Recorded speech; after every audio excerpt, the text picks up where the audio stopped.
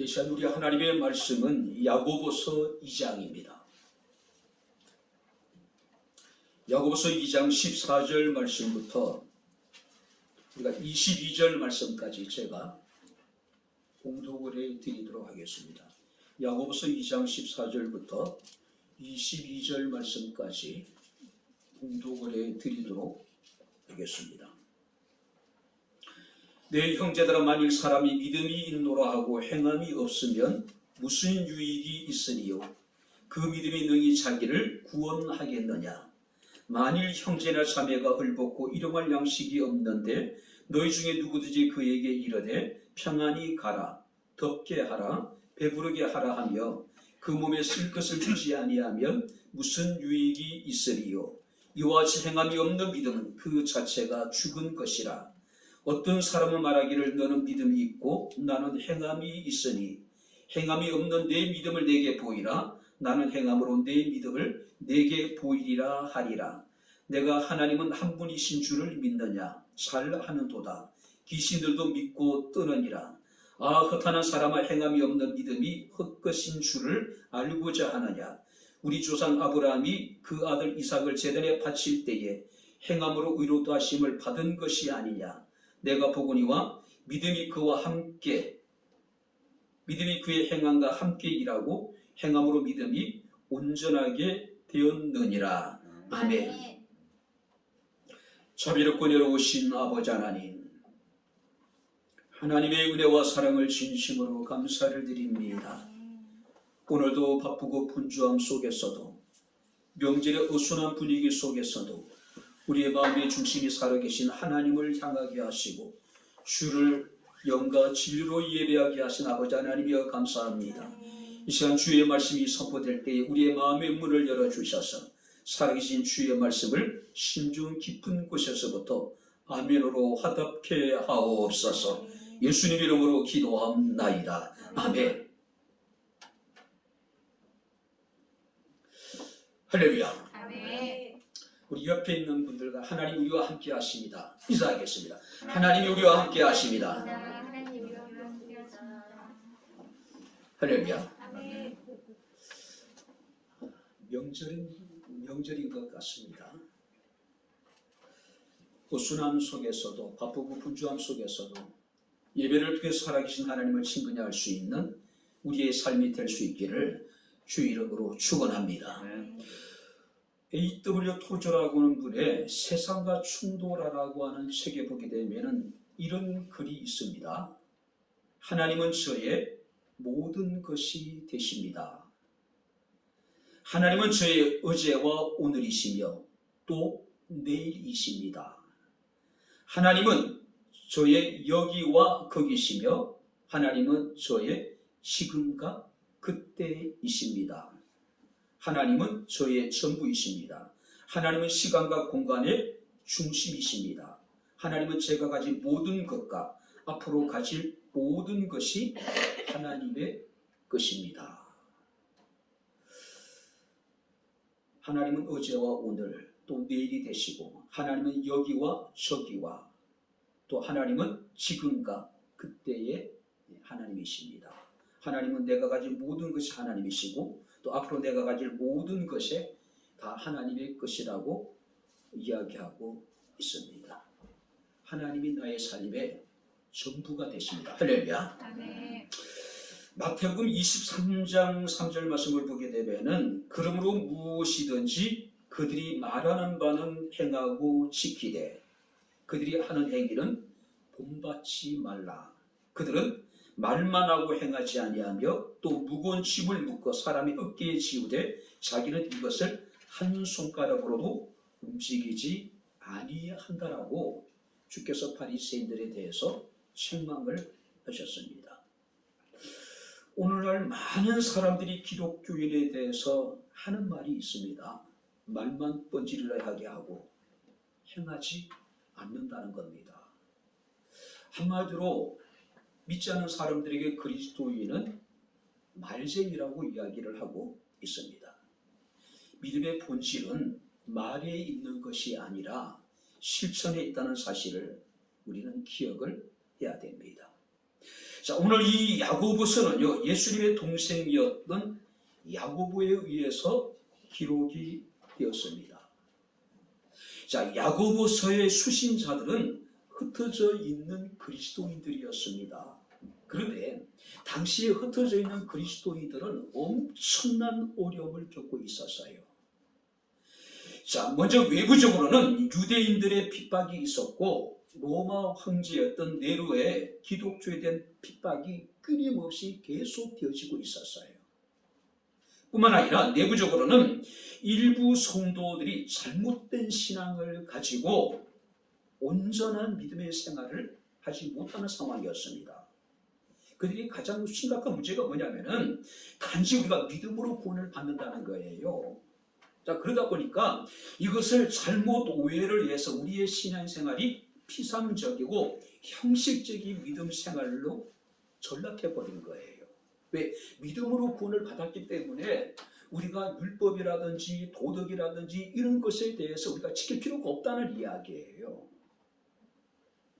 자, 그러다 보니까 성도들 간의 사랑은 식어지게 되고 소래에게 있어서 말과 행동이 거칠어지게 되고 성도들과의 어떤 규제가 단절되어지는 일들이 벌어지기 시작하는 겁니다. 바로 예수님의 형제였던 이 야고보는 그런 안타까운 상황 속에서 이 서신을 기록하게 되는데 이 서신의 기록의 목적이 뭐냐면은 지금 흩어져서 환난과 핍박을 당하고 있는 성도들을 위로하고 격려하기 위한 목적이었습니다. 뿐만 아니라 성도들이 서로 사랑의 관계를 회복하고 참된 성도로서의 온전한 믿음 생활을 건면하기 위해서 바로 이 야고보서라고 하는 서신을 기록하게 된 겁니다. 특별히 오늘 이제 우리가 본 말씀을 보게 되면은 성도들의 실천적인 신앙에 대해서 우리에게 교훈해 주고 있습니다. 자, 그렇다면 한번 18절 말씀을 우리 다시 한번 같이 읽겠습니다. 어떤 사람은 말하기를 너는 믿음이 있고 나는 행함이 있으니 행함이 없는 내 믿음을 내게 보이라. 나는 행함으로 내 믿음을 내게 보이리라. 어떤 사람 말하기를 너는 믿음이 있고 나는 행함이 있으니 행함이 없는 내 믿음을 내게 보여달라. 그러면은 나는 행함으로 내 믿음을 내게 보일 것이라고 이야기를 합니다. 자, 여기서 보인다는 얘기는 어떤 의미냐면은 눈앞에 드러내서 증명을 한다. 우리의 믿음은 굉장히 추상적인 것 같아요. 그죠? 단지 우리가 믿는다라고 이야기를 합니다. 우리의 믿음을 어떻게 다른 사람들에게 우리가 증거할 수 있을까? 우리의 믿음을 다른 사람들이 눈이 우리가 볼 수 있도록 우리가 그것을 증명할 수 있을까? 마치 불가능한 것처럼 생각할 때가 많이 있단 말이에요. 그런데 야고보서 기자는 오늘 우리에게 이야기하기를 나는 행함으로 내 믿음을 너희에게 내가 증명하겠다. 너는 행함이 없는 내 믿음을 내게 한번 보여봐달라는 이야기예요. 우리의 믿음은 단순히 입술로 믿음을 고백한다고 그 실체가 입증될 수 있는 것은 아니란 이야기예요. 오직 우리의 믿음은 우리의 행함을 통해서 입증될 수가 있는 거예요. 우리의 믿음의 행함을 통해서 다른 사람들 앞에 우리는 증명할 수가 있는 거예요. 만약에 누군가가 내게 찾아와서 내 믿음을 한번 보여달라고 하면 여러분들의 믿음을 어떻게 다른 사람들에게 확인시켜 줄 수 있겠느냐는 이야기예요. 방법이 없어요. 우리는 믿습니다라고 고백할 수 있지만 그것으로 우리가 우리의 믿음을 입증할 수가 없는 거란 얘기예요. 그때 우리가 믿음을 입증할 수 있는 방법은 단 하나예요. 우리의 삶을 통해서 우리가 행함으로 내 믿음을 다른 사람들에게 증명할 수가 있다는 사실이에요. 우리는 겨울철에 나무를 보고 이 나무가 어떤 나무인지 우리가 알 수가 없어요. 우리가 나무를 알 수 있는 것은 뭡니까? 그 나무가 어떤 열매를 맺느냐를 통해서 우리는 이 나무가 어떤 나무라는 것을 깨닫게 되는 것이죠. 좋은 나무가 나쁜 열매를 맺을 수 없고 나쁜 나무가 좋은 열매를 맺을 수가 없다라고 하는 사실입니다. 자, 그렇기 때문에 우리는 구체적으로 행함을 통해서 내 믿음을 하나님 앞에 증명해야 될 뿐만 아니라 내 믿음을 교회 앞에 증명해야 되고 내 믿음을 원하는 확인시키기를 원하는 사람들에게 보여줘야 될 책임이 우리에게 있다는 사실이에요. 자, 그렇다면 오늘 말씀을 통해서 우리가 어떤 열매로 우리의 믿음을 사람들 앞에서 증명해야 될 것인가, 우리가 말씀을 살피면서 우리가 함께 은혜를 나누도록 하겠습니다. 자, 먼저 한번 15절 16절 말씀을 우리 다시 한번 같이 읽겠습니다. 만일 형제나 자매가 헐벗고 일용할 양식이 없는데 너희 중에 누구든지 그에게 이르되 평안히 가라, 덥게 하라, 배부르게 하라 하며 그 몸에 쓸 것을 주지 아니하면 무슨 유익이 있으리요. 만약에 형제 중에 하나가 헐벗고 일용할 양식이 없는데 그에게 몸에 쓸 것을 주지 않는다면 무슨 유익이 있겠느냐. 자, 여기서 유익이 있겠느냐라고 하는 의미는 믿음이 있노라 하고 사랑하지 않으면 네가 말하고 있는 믿음은 아무런 쓸모가 없는 것이다. 무용지물이라는 얘기예요. 특히 14절의 말씀과 연관이 됩니다. 그 믿음이 능히 자기를 구원하겠느냐? 무슨 얘기일까요? 우리가 믿음이 있노라고 어려움을 겪고 있는 형제를 돌보지 않으면은 내가 가진 믿음이 무슨 유익이 있겠느냐? 그 믿음으로 내가 구원을 받을 수 있겠느냐? 불가능하다는 얘기예요. 특별히 여러분들이 성경 말씀을 보게 되면은 본문에 행함이 없는 잘못된 믿음의 실제적인 예를 들어서 우리에게 교훈해 주고 있습니다. 형제 가운데 하나가 헐벗었다. 자, 여기서 헐벗었다는 이야기는 초라하고 남루한 옷을 입고 있다. 또 겉옷을 가지지 못했다. 그러니까 유대인들에게 있어서 겉옷이라고 하는 것은 굉장히 중요한 의미예요. 그래서 성경에 주님께서 말씀하시기를 혹시 겉옷을 담보로 해서 우리가 돈을 구워줬다면 해가 지기 전에 겉옷을 돌려주라고 이야기하고 있는 거예요. 왜? 겉옷이라는 것은 유대인들에게 있어서 단순한 겉옷이 아니에요. 저녁에는 이불로서도 사용되어졌단 말이에요. 다양한 기능을 가지고 있었단 말이에요. 그런데 지금 형제 가운데 하나가 바로 초라하고 남는 옷을 입고 있을 뿐만 아니라 중요한 겉옷을 가지지 않았다. 뿐만 아니라 그는 일용할 양식이 없다라고 이야기를 합니다. 자, 여기서 일용할 양식이라고 하는 것은 하루를 지내기 위한 양식. 다시 말해서 지금 이 사람은 하루하루를 연명할 수 있는 일용할 양식이 지금 결핍되어져 있는 상황. 그러니까 한마디로 이 지금 그 형제의 상태는요, 이 가난한 이 상황이 영구적이거나 지속적으로 계속 되어지고 있는 어떤 극도의 절망적인 상태에 빠져 있는 사람이에요. 그런데 그런 사람들을 보고도 단지 평안히 가라, 덥게 하라, 배부르게 하라 하고 그 몸에 쓸 것을 주지 않는다면 무슨 유익이 있느냐? 네가 그런 믿음을 가지고 네가 구원을 받을 수 있겠느냐? 안 된다는 이야기예요. 특별히 말씀을 보게 되면 평안히 가라고 하는 것은 일반적으로 유대인들이 헤어질 때의 어떤 기도 형식의 인사말이에요. 자, 의미는 굉장히 좋습니다. 하나님이 너에게 평안을 주시기를 원한다. 그런데 당장 지금 헐벗고 당장 지금 굶주리고 있는 사람들에게 이런 의도적인 인사말은 무의미한 거죠. 불합리한 겁니다. 오히려 무자비한 말이에요. 그리고 뿐만 아니라 덥게 하라고 이야기합니다. 따뜻하게 하라. 이 따뜻하게 하라고 하는 의미는 어떠냐면은 너희는 스스로 내 몸을 따뜻하게 하라. 지금 여기서 나와 있는 이 형제는 스스로 몸을 따뜻하게 할 수 있는 능력이 없기 때문에 지금 헐벗고 있는 상황이에요. 자, 그럼에도 불구하고 너희는 스스로 내 몸을 따뜻하게 하라고 지금 이야기하고 있는 거예요. 아무런 가치가 없는 공허한 말장난에 지나지 않는 거죠. 뿐만 아니라 배부르게 하라고 이야기합니다. 너희는 배불리라. 또 다른 의미는 뭐냐면 너희는 스스로 배부르게 먹어라. 배부르게 먹어라. 지금 하루하루를 연명할 수 있는 양식마저 지금 떨어져 있는 상황인데 네가 스스로 알아서 배를 좀 불리라. 맛있는 것을 많이 먹고 배를 좀 든든하게 하라고 지금 이야기하고 있는 거예요. 굉장히 무책임한 이야기죠. 굶주리는 사람들에게 있어서는 가혹한 이야기예요. 근데 지금 여기 실제적인 예를 드는데 여기서 말하고 있는 것은 지금 능히 헐벗고 굶주리는 사람을 도울 만한 능력이 있음에도 불구하고 그들을 돕지 않는 사람들에 대해서 지금 이야기를 하고 있는 겁니다. 한마디로 여기 나와 있는 형제는 스스로를 따뜻하게 할 수 없을 뿐만 아니라 스스로는 배부르게 할 수 없는, 그러니까 능력이 없는 상태예요. 자, 그렇기 때문에 그는 평안하지 못했고, 그렇기 때문에 헐벗고, 그렇기 때문에 지금 굶주리고 있는 상황이었습니다. 근데 믿음이 있노라 하고 충분히 도울 만한 능력이 있음에도 불구하고 그들에게 쓸 것을 주지 않는다면은 내 믿음이 구원에 있어서 무슨 유익이 있겠느냐? 아무런 유익이 없다는 이야기예요.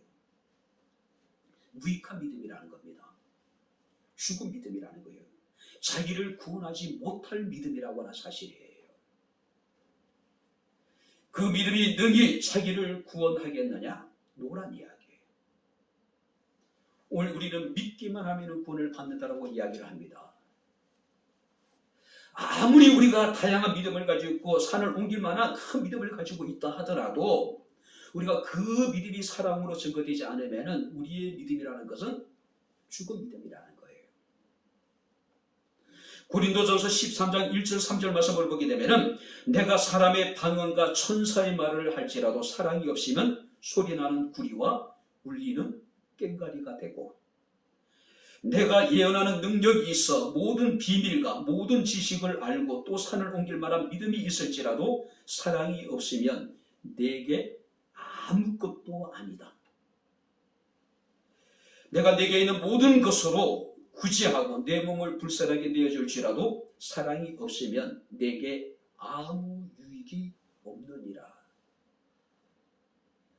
뿐만 아니라 요한 1서 3장 17절 18절 말씀을 보게 되면 누가 이 세상 재물을 가지고 형제의 궁핍함을 보고도 도와줄 마음을 막으면 하나님의 사랑이 어찌 그 속에 거할까 보냐. 자녀들아 우리가 말과 혈험한 사랑하지 말고 한번 따라해 보시기 바랍니다. 오직 행함과 진실함으로 하자. 당장 평안하지 못하고 당장 헐벗고 당장 굶주린 사람들에게 우리가 평안하라, 맛있는 거 많이 먹어라, 좋은 옷을 사서 몸을 좀 따뜻하게 하라고 한들 그것이 무슨 의미가 있느냐 얘기예요. 무익한 여러분들의 말장난입니다. 뿐만 아니라 우리가 에베소서 2장 10절 말씀을 보게 되면 우리는 그가 만드신 바라 그리스도 예수 안에서 선한 일을 위하여 지음을 받은 자라고 말씀을 하고 있습니다. 사랑으로 실천하는 믿음이 참된 믿음입니다. 오늘 믿음의 실천은 특별히 성경 말씀 보니까 거창한 게 아니잖아요. 그죠? 상대방의 가장 기본적인 필요를 채워주는 것. 이것이 사랑이에요. 이 사랑이 우리의 참된 믿음을 다른 사람 앞에 증명할 수 있는 거라는 거죠. 보여줄 수 있는 것이라는 이야기예요. 그래서 마태복음 10장 42절에 주님께서 말씀하십니다. 선지자의 이름으로 한 사람을 대접하면 선지자의 상을 받고 의인의 이름으로 우리가 누군가에게 냉수 한 그릇을 대접하면 나는 의인을 대접한 상을 받게 될 것이고 누구든지 제자 이름으로 이 작은 자 중에 하나에게 냉수 한 그릇이라도 주는 자는 내가 진실로 너희에게 이르노니 그 사람이 결코 상을 잃지 아니할 것이라. 누군가에게 작은 배려, 당장 누군가에 필요한 것들을 채워주는 그 일에 대해서 하나님께서는 결코 우리가 상을 잃지 아니할 것이라고 지금 말씀하고 있는 겁니다. 그 믿음이 능히 자기를 구원할 수 있겠느냐? 사랑으로 증거되지 못한 그 믿음이 자신의 영혼을 구원할 수 있겠느냐라고 지금 묻고 있습니다. 베드로전서 1장 22절에 사도 베드로는 너희가 진리를 순종함으로 너희 영혼을 깨끗하게 하여 거짓이 없이 형제를 사랑하기에 이르렀으니 마음으로 뜨겁게 서로 사랑하자라고 말씀을 하고 있습니다. 바라건대 우리의 믿음이 참됨을, 우리의 믿음이 진실함을 우리는 다른 사람들 앞에서 증명해야 될 책임을 가진 사람이에요. 우리의 믿음을 어떻게 보여주겠습니까? 성경 우리에게 이야기를 합니다. 가장 기본적인 필요한 것들을 채워주는 것, 우리가 서로 뜨겁게 사랑하는 것, 이것이 우리의 믿음을 증명할 수 있다는 사실이에요. 두 번째 말씀을 보시기 바랍니다. 자, 18절을 우리 같이 읽겠습니다. 어떤 사람은 말하기를 너는 믿음이 있고 나는 행함이 있으니 행함이 없는 내 믿음을 내게 보이라. 나는 행함으로 내 믿음을 내게 보이리라. 행함이라고 하는 것은요, 살아 움직이며 나타내는 어떤 행위. 자, 믿음은 행함으로 증명이 되어야 된다는 거죠. 우리가 하나님은 우리의 입술의 고백만으로 결코 만족하시는 분이 아니라고 하는 사실이에요. 그래서 예수께서 말씀하시기를 마태복음 7장에 21절에 나더러 주여 주여 하는 자마다 다 천국에 들어갈 것이 아니요 다만 하늘에 계신 내 아버지의 뜻대로 행하는 자라야 들어가게 될 것이다. 우리가 믿으면은 천국 갑니다. 우리가 주여 주여 하는 자마다 다 천국에 들어갈 수 있는 것은 아니래요.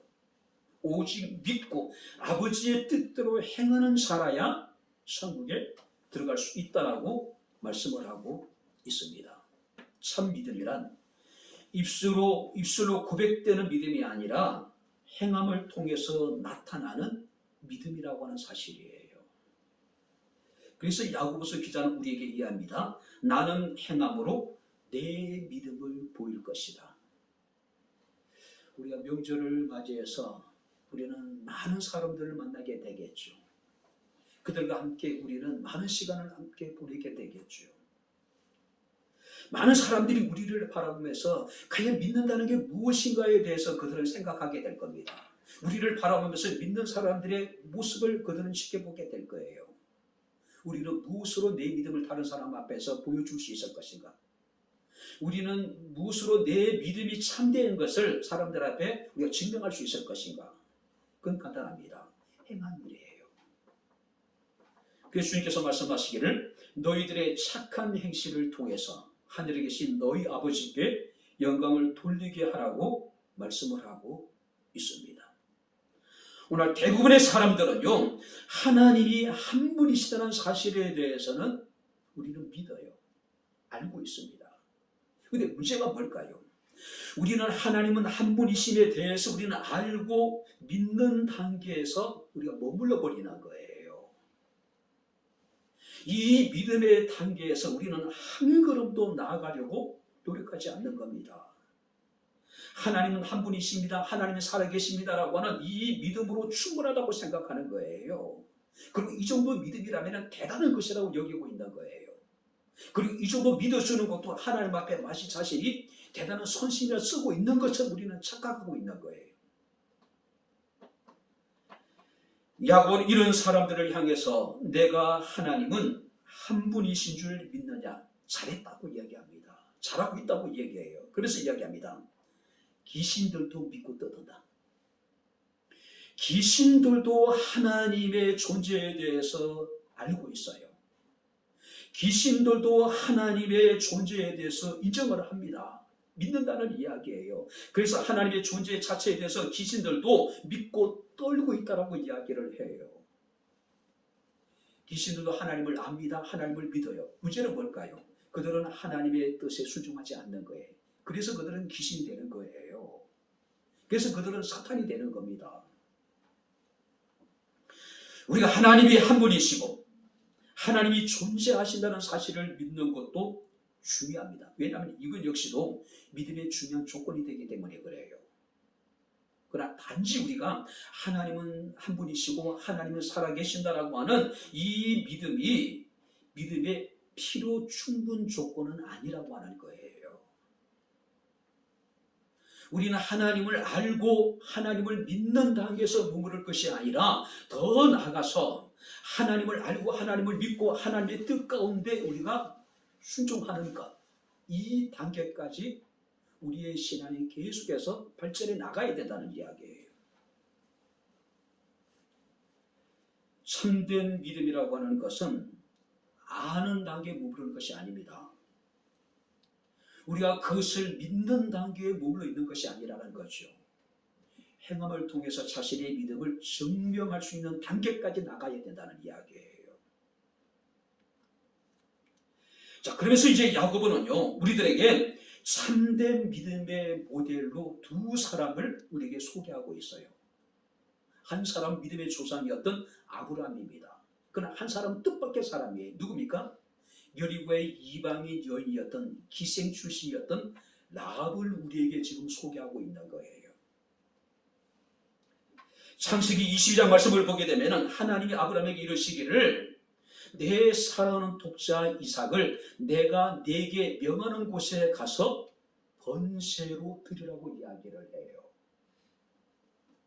이삭은 아브라함에게 있어서 어떤 아들입니까? 100세 때 낳은 아들이에요. 자신의 생명보다 더 소중한 존재가 바로 이 이삭이었단 말이에요. 근데 하나님께서 이 이삭을 하나님 앞에 번제로 드리래요. 자, 이게 보시면 번제라는 것은 단순히 우리가 제단에 바치는 정도가 아닙니다. 죽여서 각을 떠는 겁니다. 그리고 불을 태워서 하나님 앞에 제사를 드리는 거예요. 온전한 혼신을 상징하는 거예요. 성경 말씀을 보니까 아브라함이 일찍이 일어나 나귀에 나무를 싣고 사관들과 함께 이삭을 데리고 사흘 길을 떠나서 하나님이 지정하신 모리아라고 하는 산에 이르러서 제단을 쌓습니다. 나무를 벌려놔요. 그리고 이삭을 결박하여 올리죠. 아브라함이 칼을 빼들어서 이삭을 죽이려고 하는 순간에 급한 하나님의 음성이 들립니다. 아브라함아, 아이에게 손대지 말아라고 이야기를 하고 있어요. 내가 이제야 나를 경외하는 줄을 알았다라고 아브라함의 믿음을 칭찬을 하십니다. 실제적으로 아브라함이 이삭을 드린 것이 아니라 드리려고 하는 그 마음의 중심을 보시고 하나님께서는 아브라함의 믿음을 인정해 주신 거예요.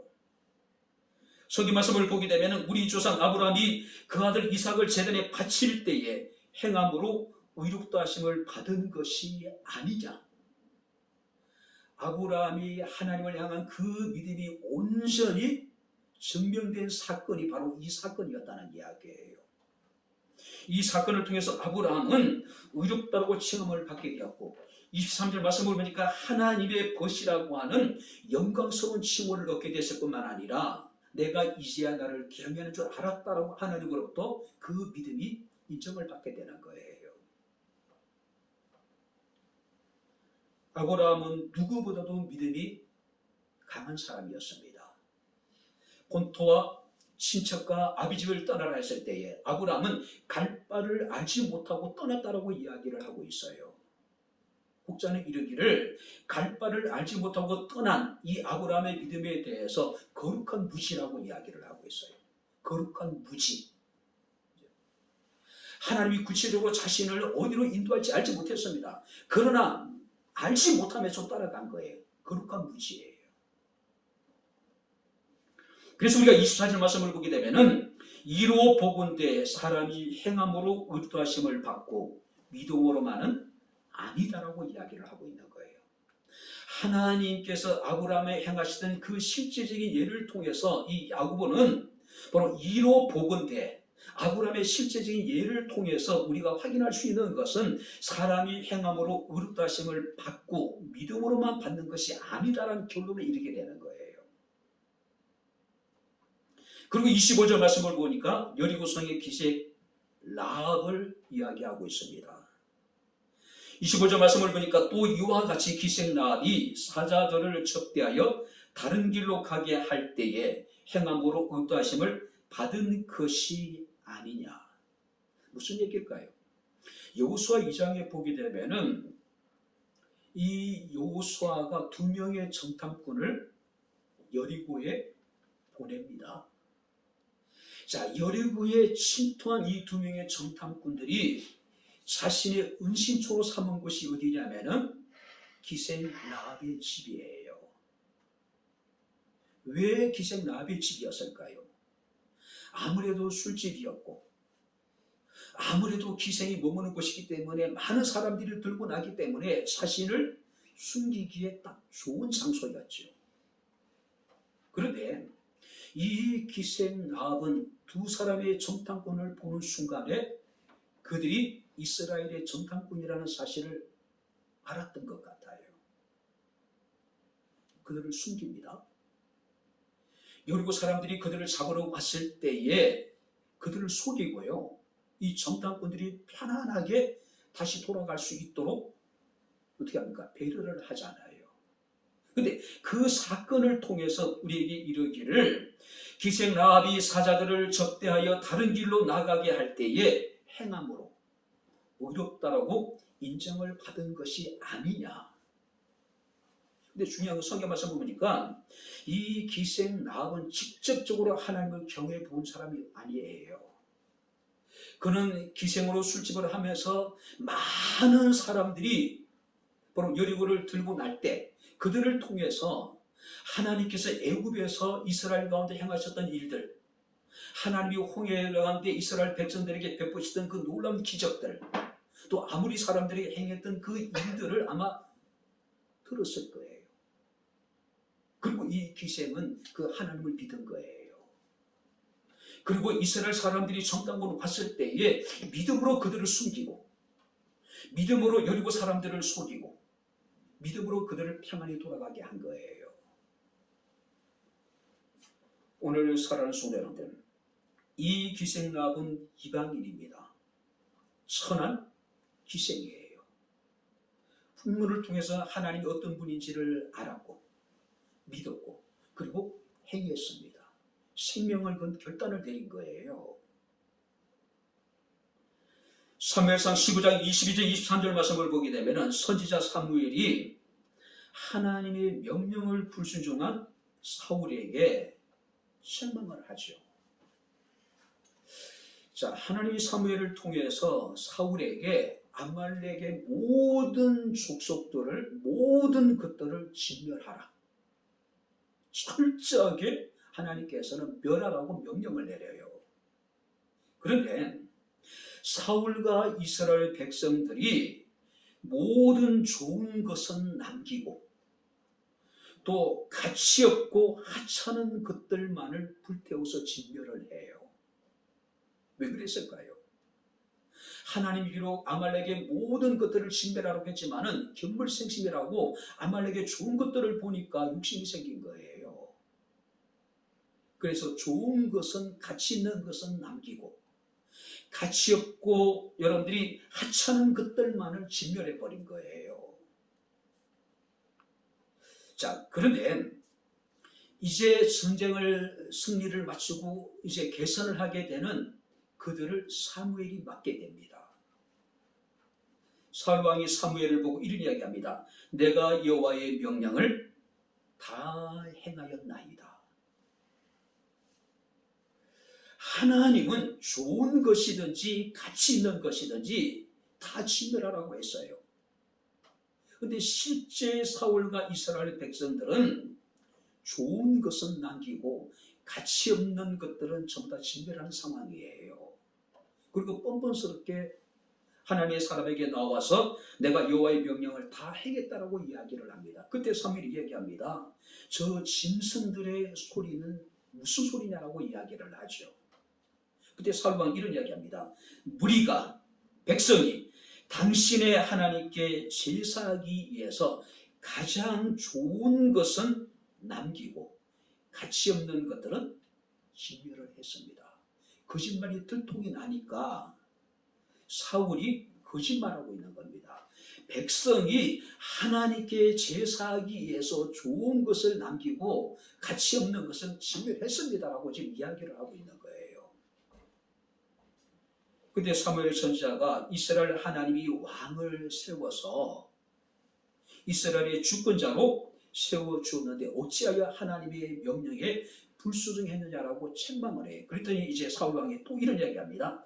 나는 여호와의 목소리를 청종하여 진멸하였으나 다만 백성들이 그 마땅히 멸할 것들 중에 가장 좋은 것으로 당신의 하나님께 제사를 드리기 위해서 가지고 왔을 뿐입니다. 자기는 진멸하려고 했는데 백성들이 당신의 하나님께 제사를 드리기 위해서 좋은 것은 가지고 왔다. 이게 달라. 그런 뜻이에요. 그때 사무엘이 여호와의 말씀을 전합니다. 여호와께서 번제와 다른 제사를 그의 목소리 청종하는 것을 좋아하신 같이 좋아하시겠나이까.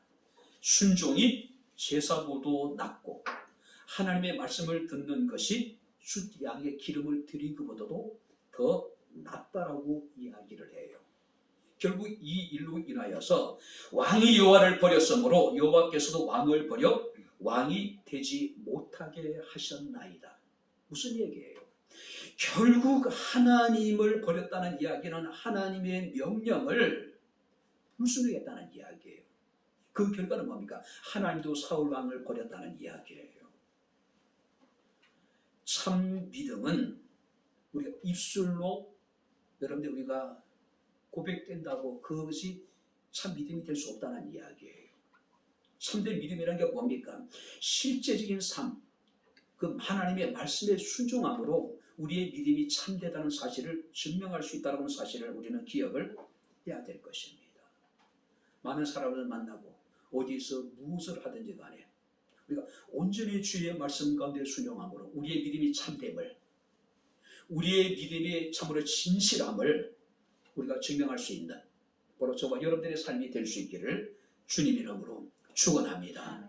마지막으로 세 번째 말씀을 보시기 바랍니다. 자, 25절 같이 읽겠습니다. 또 이와 같이 기생나합이 사자들을 접대하여 다른 길로 나가게 할 때에 행함으로 어렵다 하심을 받은 것이 아니냐. 아까도 말씀드리지만 여호수아가 두 정탐꾼을 보내죠. 한 사람의 이름은 우리가 기억하지 못하지만 한 사람 이름은 살몬이라고 하는 사람이에요. 그런데 이 정탐꾼이 여리고성에 침투해서 자신을 은신했던 곳이 바로 기생 라합의 집이었습니다. 이미 기생 라합은 많은 대상들을 통해서, 많은 장사꾼들을 통해서 하나님이 애국과 홍해와 광야와 뿐만 아니라 가나안의 아무리 사람들의 행했던 일들에 대해서 들었습니다. 알았어요. 믿었습니다. 뿐만 아니라 어떻게 합니까? 정탐꾼들을 숨겨요. 그죠? 그들을 편안하게 이스라엘 진영으로 돌아갈 수 있도록 합니다. 자, 이런 일련의 과정을 통해서 결국 이 기생 라합은 어떻습니까? 여리고성이 다 진멸될 때에 자기의 가족들과 자신에게 속한 모든 것들을 구원하게 만들지요. 구원하게 만들어요. 그래서 히브리서 11장 3절 말씀을 보게 되면은 믿음으로 기생 라합은 정탐꾼을 평안히 영접하였으므로 순종하지 아니한 자와 함께 멸망하지 아니했다. 하나님을 알고 하나님을 믿고 하나님의 뜻에 기생 라합이 순종을 했어요. 뿐만 아니라 그는 자신의 믿음을 통하여서 자신에게 속한 모든 사람들과 자신에게 속한 모든 것들을 순종하지 아니한 자들이 다 멸망할 때 구원할 수 있었다는 사실이에요. 구원할 수 있다는 사실이에요. 직접적으로 하나님을 만날 수는 없었습니다. 많은 사람들의 증거를 통해서 간접적으로 그는 하나님을 경험을 했어요. 그리고 믿고 그리고 하나님의 뜻에 순종하여 자신과 자신에게 속한 모든 가족들을 구원했을 뿐만 아니라 자신에게 속한 모든 것들을 지킬 수 있었다는 사실이에요. 뿐만 아니라 그는 정탐꾼의 하나였던 살몬이라고 하는 사람의 아내가 되죠. 그리고 그는 우리가 잘 알고 있는 루시라고 하는 여인의 남편이었던 보아스의 어머니가 되고, 다윗의 고조 할머니가 되고, 예수 그리스도의 조상이 되는 영광을 얻게 된다고 하는 사실이에요. 참 믿음이라고 하는 것은 입술로 고백되어지는 믿음이 아닙니다. 행함으로 증명이 되어져야 되고, 참 믿음이라고 하는 것은 구원의 열매로 확정되어져야 된다는 사실이에요. 그래서 사도 바울은 고린도 교회 성도들을 향해서 나와 같이 모든 일에 모든 사람을 기쁘게 하여 자신의 유익을 구하지 아니하고 많은 사람의 유익을 구하여, 한번 따라해 보시면, 그들로 구원을 얻게 하라.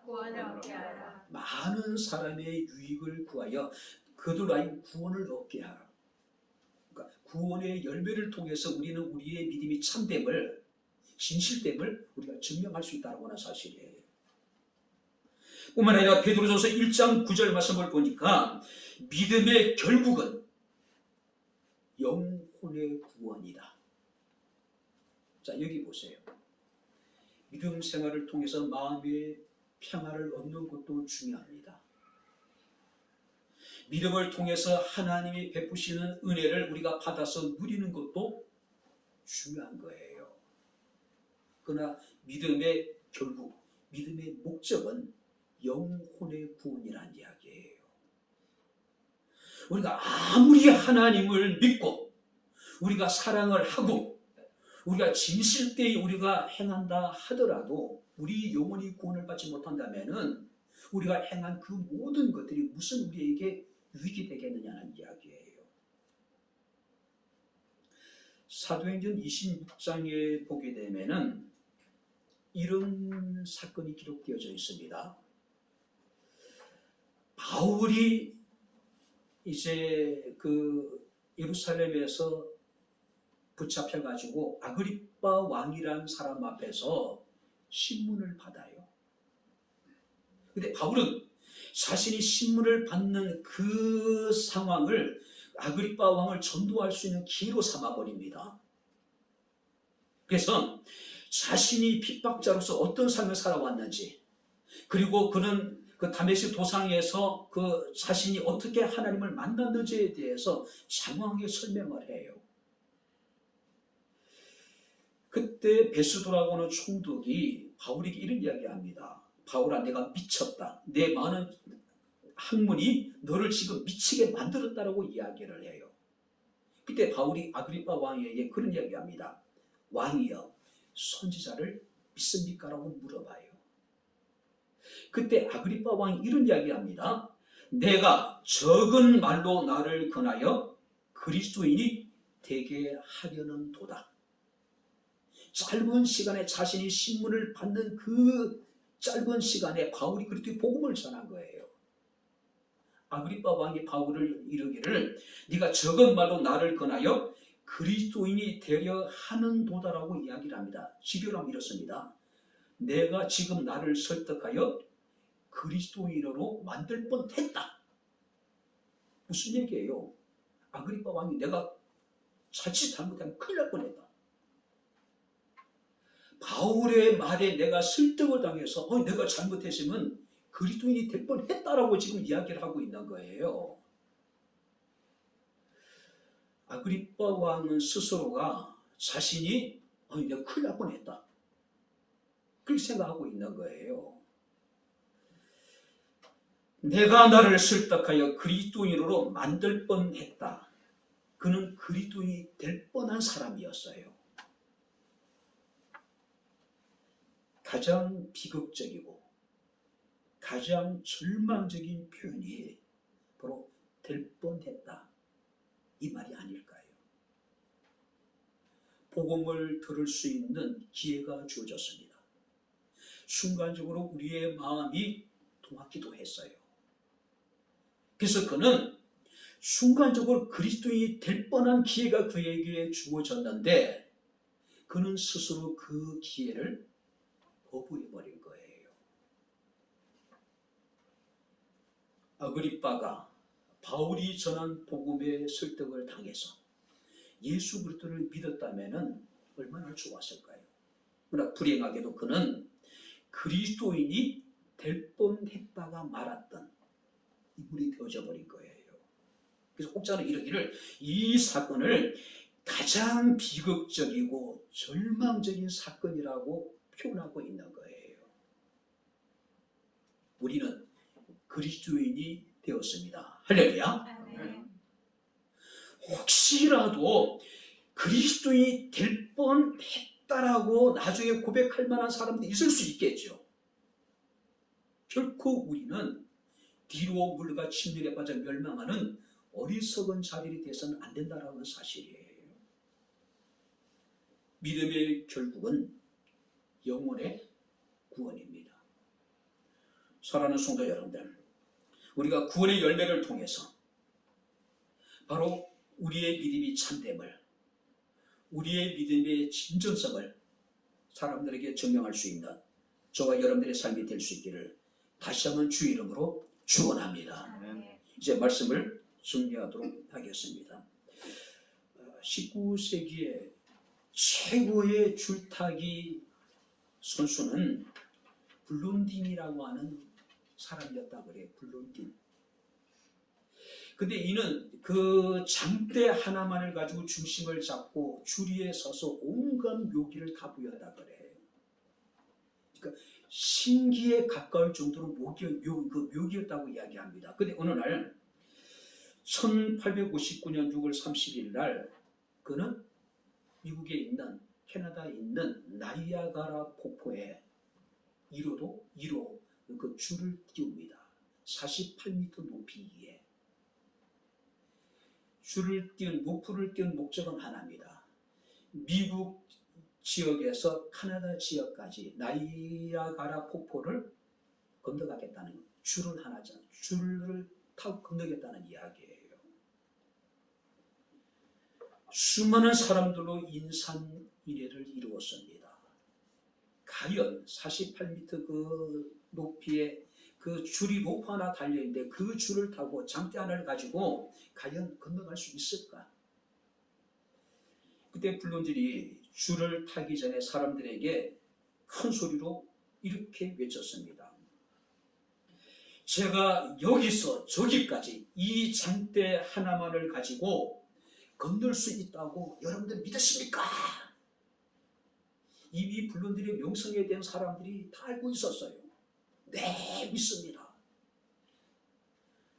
블론들은 조심스럽게 로프 위에 올라갔습니다.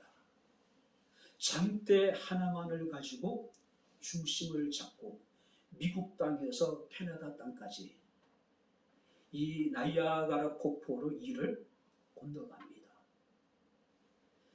그가 캐나다 지역에 도달했을 때 수많은 사람들이 환호합니다. 그때 이제 블론딘이 작은 수레 한 해를 꺼냈습니다. 그리고 사람이 다시 물었습니다. 여러분, 제가 이 수레를 쥐고 미국 쪽으로 건너갈 수 있다는 것을 믿으십니까? 그때 사람들이 네, 믿습니다. 그는 지게 같은 수레를 쥐고 다시 미국 땅으로 건너가요. 정말로 사람들의 열기가 철저히 일어나는 상황이었죠. 그때 다시 블론딘이 사람들 향해서 외쳤습니다. 내가 사람을 등에 업고 이 폭포를 건널 수 있다고 여러분들이 믿으십니까? 사람들이 네, 당신은 충분히 그 수레에 사람을 지고 그 로프를 타고 캐나다 땅으로 다시 돌아갈 것을 믿습니다. 그때 블론딘이 그런 얘기를 합니다. 그렇다면 내 등에 업혀서 나와 같이 폭포를 건너갈 사람은 앞으로 나오십시오. 순간 사람들은 침묵에 빠집니다. 사람들은 블론딘의 시신을 애써서 외면해버려요. 아무도 나서지 않을 겁니다. 그때 블론딘이 관중석에 있던 한 남자에게 당신은 나를 믿습니까? 물었습니다. 그때 그 남자가 주저없이 나는 믿습니다. 나는 기꺼이 당신 등에 엎이겠습니다. 결국 이 남자는 부른 뒤에 어떤 이제 뒤에 수레에 탑니다. 자신의 생명을, 자신의 목숨을 부른 뒤에게 완전히 맡겨버려요. 한 걸음 한 걸음 사람을 등에 업고 장대 하나로 중심을 잡아가면서 그 나이아가라 폭포 위를 건너가게 됩니다. 모든 사람들이 믿는다 했지만은 실제 나와 함께 이 폭포를 건너자라고 했을 때는 사람들이 침묵했어요.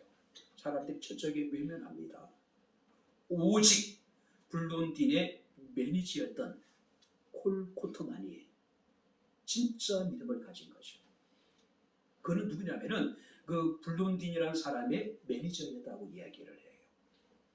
오랫동안 옆에서 지켜봤기 때문에 훈련하는 모습을 봤기 때문에 믿을 수 있었다는 거죠. 그리고 자신의 생명을 맡길 수 있었다는 이야기예요. 믿음의 본질은 말이 아니라 실천입니다. 말로만 믿는다라고 소리쳤던 군중과 실제로 자신의 생명을 블론딘에게 맡겼던 콜 코트의 믿음과는 전혀 차원이 다른 거죠. 그죠? 내 믿음을 내게 보이라. 단순한 지식이나 의지적인 결단이 없는 죽은 믿음은 우리에게 유익이 없습니다. 이런 믿음은 우리를 구원에 이르게 할 수 없는 죽은 믿음이라는 사실이에요. 오직 사랑과 오직 행함과 오직 구원의 열매를 통해서 우리의 믿음이 참됨을 우리는 사람들 앞에서 증명해야 될 것입니다. 영혼이 없는 몸이 죽음같이 행함이 없는 열매, 행함이 없는 믿음, 열매가 없는 믿음은 죽은 것이라고 말씀을 하고 있습니다. 바라건대 우리 백현목에 살아가는 모든 성도들의 믿음이 죽은 믿음이 아니라 살아있는 믿음, 사랑의 열매가 있고 행함의 열매가 있고 구원의 열매가 있는 참 믿음의 믿음이 될 수 있기를 주의 이름으로 축원합니다. 기도하겠습니다. 하나님 아버지, 하나님의 은혜와 사랑을 진심으로 감사를 드립니다. 오늘도 저희들에게 주의 말씀을 통해서 우리의 믿음을 하나님 앞에 나타내며 우리의 믿음을 세상 속에 아버지 하나님 이 시간 증명할 수 있는 아버지 우리의 삶이 되기를 원합니다. 입술로 고백되어지는 단순한 믿음이 아니라 실제적인 삶을 통해서 사랑의 열매가 나타나게 하시고 순종의 열매가 나타나게 하시고 구원의 열매가 나타나게 하셔서 우리의 믿음이 참 믿음, 우리의 믿음이 참된 믿음임을, 구원에 이르는 믿음임을 많은 사람들에게 증거할 수 있는 저희들의 참으로 아버지 믿음의 삶이 되게 하옵소서. 예수님 이름으로 기도하옵나이다. 아멘. 이제는 우리 주 예수 그리스도의 은혜와 하나님의 크신 사랑과 성령님의 교통 주전의 제 충만 역사 인도하심이 살아있는 참된 믿음으로 우리의 믿음의 진실됨을, 우리의 믿음을 참됨을 많은 사람 가운데 증거하기를 소원하는 주의 사랑하는 모든 성도들 머리머리 위에 저들의 가정과 직장과 사업장과 이 교회와 이 나라 이 민족 위에 지금부터 영원토록 함께 있을지어다. 아멘. 아멘.